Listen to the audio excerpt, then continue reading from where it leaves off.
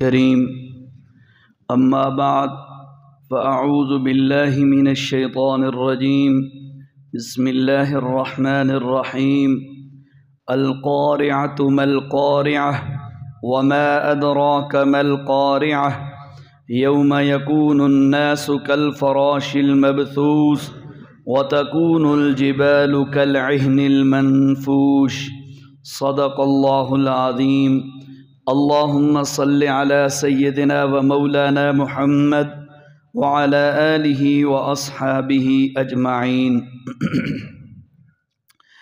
سورت عادیات مکمل ہوئی، آج سورت قارعہ شروع ہو رہی ہے۔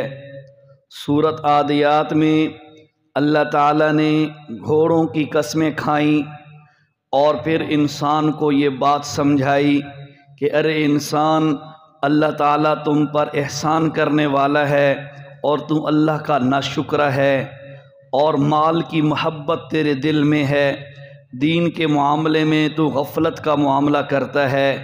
ارے انسان سمجھ لے ان ربہم بہم یومئذ لخبیر، کہ قیامت کے دن اللہ تعالیٰ ان کو ان ساری چیزوں کی خبر دے گا۔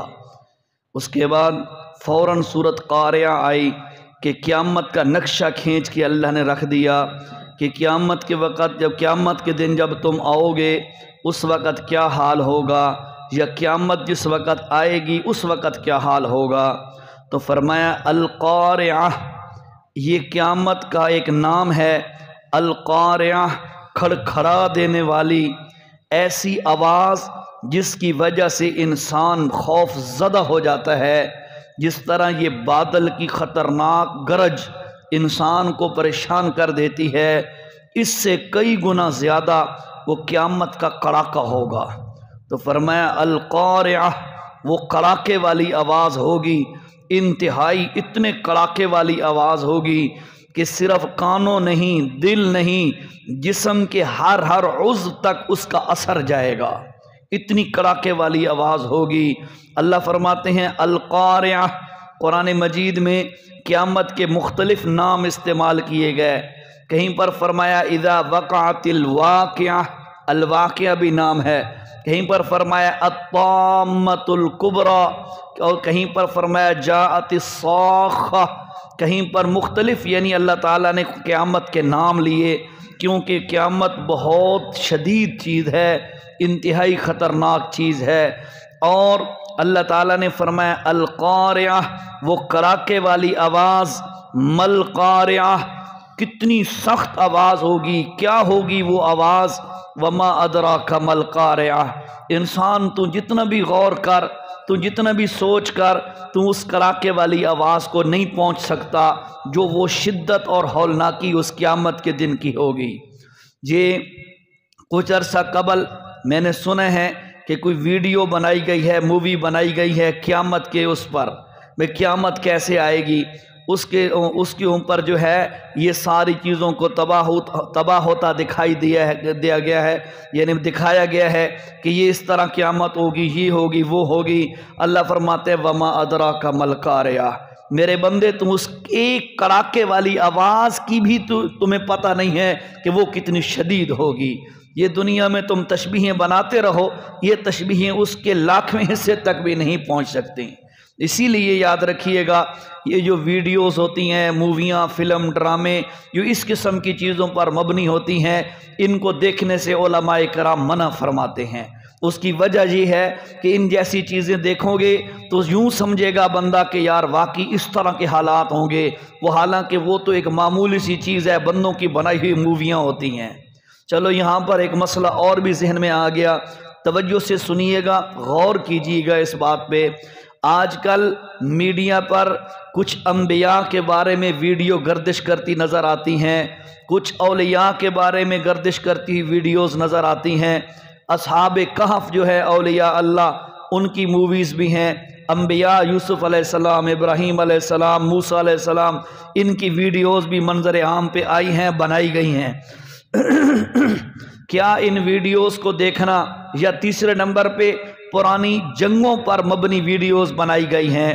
خاص طور پر یہ پیچھے کچھ عرصہ ہمارے ملک میں یہ چلتی رہی ہے اپنا ارطغرل کے ارطغرل کیا بلا ہے پتہ نہیں، یہ ڈرامہ یہ پوری سیریز چلتی رہی ہے۔ ان ساری چیزوں کو دیکھنے کے بارے میں شرعی احکام ذرا سن لیں تاکہ پتہ ہونا چاہیے۔ یاد رکھیں اللہ کے نبی اور صحابہ اکرام ان پر جو بنی ہوئی ویڈیو ہے اس کا دیکھنا بالکل جائز نہیں ہے، علماء نے حرام لکھا ہے۔ انبیاء پر مبنی ویڈیوز ان کا دیکھنا بالکل جائز نہیں ہے۔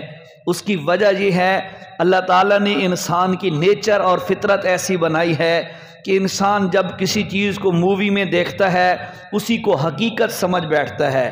مووی اور ویڈیو کے اندر معاذ اللہ نبی کا جو کردار بندہ جو ہے پیش کر رہا ہوتا ہے وہ عام کوئی ایکٹر یا ایکٹریس ہوتا ہے، ایکٹر یا ایکٹریس ہوتی ہے جو نبی یا ان چیزوں کا کردار پیش کر رہے ہوتے ہیں۔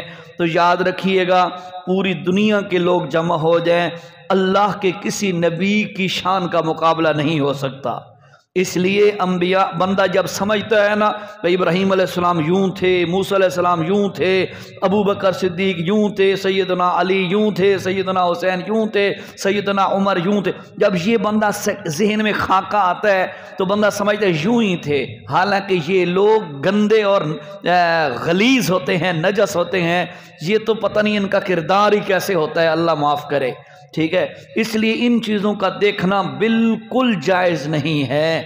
نمبر دو بات کہ یہ جو اپنا اللہ کے ولیوں پر مبنی موویز ہیں، ایک تو وہ اولیاء اللہ ہیں جن کو ہم یعنی سمجھتے ہیں کہ اللہ کے ولی ہیں، مثلا شیخ عبد القادر جیلانی رحمہ اللہ یا دیگر مشائخ جو اکابرین مشائخ گزر گئے یہ ہو گئے، اور کچھ اولیاء اللہ وہ ہیں جن کو قرآن نے ولی کہا ہے، جیسا کہ اصحاب کہف 7 بندے تھے، ان پر مبنی ویڈیو ہیں۔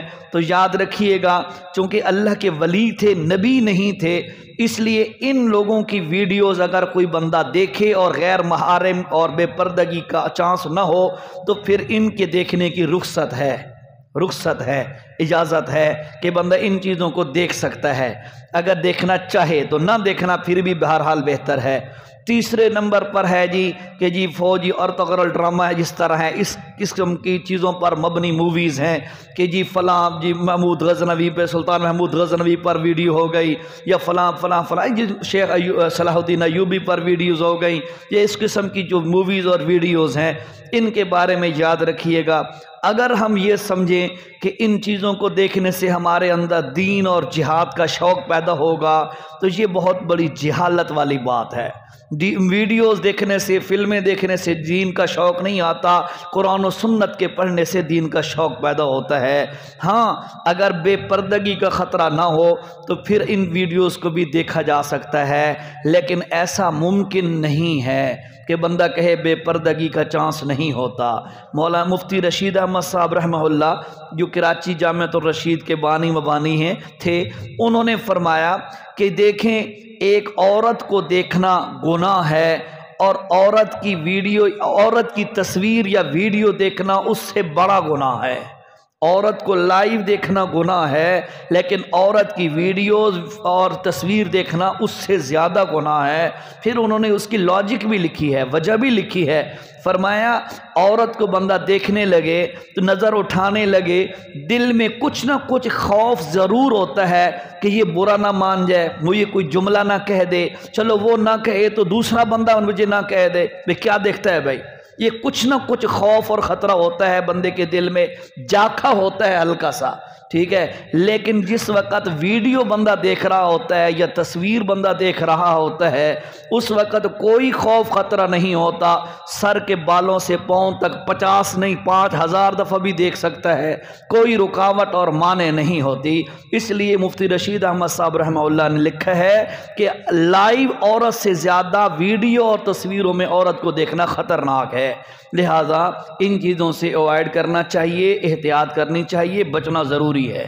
اچھا تو فرمایا القارعہ، کڑاکے والی آواز، ملقارعہ، کیا وہ کڑاکے والی آواز ہے؟ وما ادراک ملقارعہ، تمہیں پتہ ہی نہیں ہے، تمہاری سوچ بھی وہاں نہیں پہنچ سکتی۔ تم بے شک موویاں بناؤ، لوگوں کو کہو کہ قیامت یوں ہوگی، ایسے نہیں ہوگی۔ وما ادراک، تمہیں ادراک ہو ہی نہیں سکتا مل قاریہ کہ وہ قیامت کیسی ہوگی۔ او ہلکا سا اللہ فرماتے ہیں میں تمہیں نقشہ کھینچ کے بتاؤں، یوم یکون الناس، اس دن لوگ ہوں گے، کیسے ہوں گے؟ کل فراش المبسوس، جس طرح آگ پر پروانے آ کر گرتے ہیں۔ بندہ آگ جلائے، بہار کا موسم ہو، اس موسم برسات کا موسم ہو، اس موسم کے اندر کیا ہوتا ہے؟ پروانے آ کر گرتے ہیں۔ اللہ فرماتے ہیں یوم یکون الناس کل فراش المبسوس، فرمایا بندے بھی جس وقت قبروں سے اٹھیں گے تو جس طرح پروانے آگ پہ آتے ہیں، یہ بندے اسی طرح میدان حشر میں پہنچیں گے، دوڑ دوڑ کر پہنچیں گے، بھاگیں گے، چلیں گے اللہ پاک کے ہاں، وہ پہنچیں گے میدان محشر کے اندر۔ اور میدان محشر کے بارے میں آپ کو پہلے بھی کئی دفعہ بتایا جا چکا ہے۔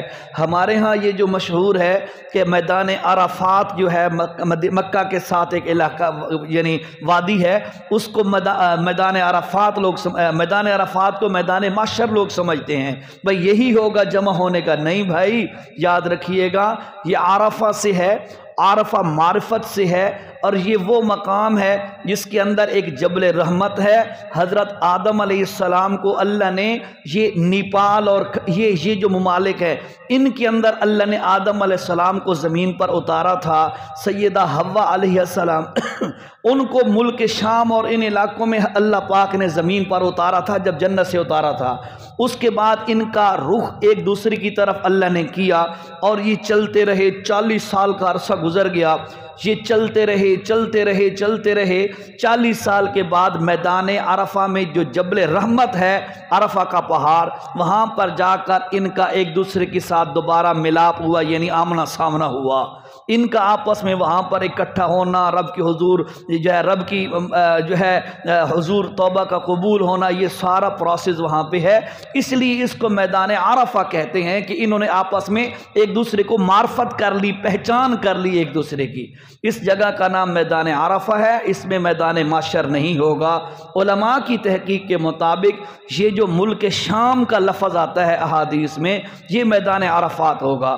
آپ کو میں نے پہلے بھی بتایا تھا ملک شام جس کو جو ہے اپنا ہم سمجھتے ہیں کہ چھوٹا سا وہ ملک ہے، نہیں، یہ فلسطین، لبنان اور جو ہے ملک شام اور دمشق، یہ سارے علاقے جو ہے مل کے 4-5 ملک، یہ پورا شریعت کے مطابق ملک شام ہے، ٹھیک ہے جی۔ اس لیے میدان عرفات وہ ہوگا۔ تو فرمایا یوم یکون الناس، لوگ ہوں گے کل فراش المبسوس، جس طرح پروانے آ کر روشنی پہ گرتے ہیں، چراغ پہ گرتے ہیں، آگ پہ گرتے ہیں، اسی طرح لوگوں کے دلوں میں اللہ تعالیٰ ڈالے گا۔ یہ بھاگیں گے قبروں سے اٹھ کے اور سٹ پٹا کر دوڑیں گے سیدھا میدان محشر کی طرف۔ ان کے اندر ایسی کھینچ لگا دی جائے گی کہ وہ دوڑیں گے ادھر۔ وَتَكُونُ الْجِبَالُ، پھر فرمایا کہ لوگوں یہ جو پہاڑ ہیں نا، كَالْعِهْنِ الْمَنْفُوشِ، یہ اس طرح ہو جائیں گے جس طرح کہ دھنی ہوئی رنگین جو ہے اون ہوتی ہے، دھنی ہوئی رنگین کپاس ہوتی ہے، روئی ہوتی ہے، اس کی طرح یہ ہو جائیں گے۔ یعنی اللہ تعالیٰ نے پہاڑوں کو جس وقت زمین پہ رکھا تو اس وقت بھی اللہ نے ان کو دھنا۔ دھننے کا مطلب یہ ہوتا ہے کہ مار پیٹ کر کے، جھاڑ پھونک کر کے، صاف ستھرا کر کے اللہ تعالیٰ نے ان کو زمین پہ رکھا تھا۔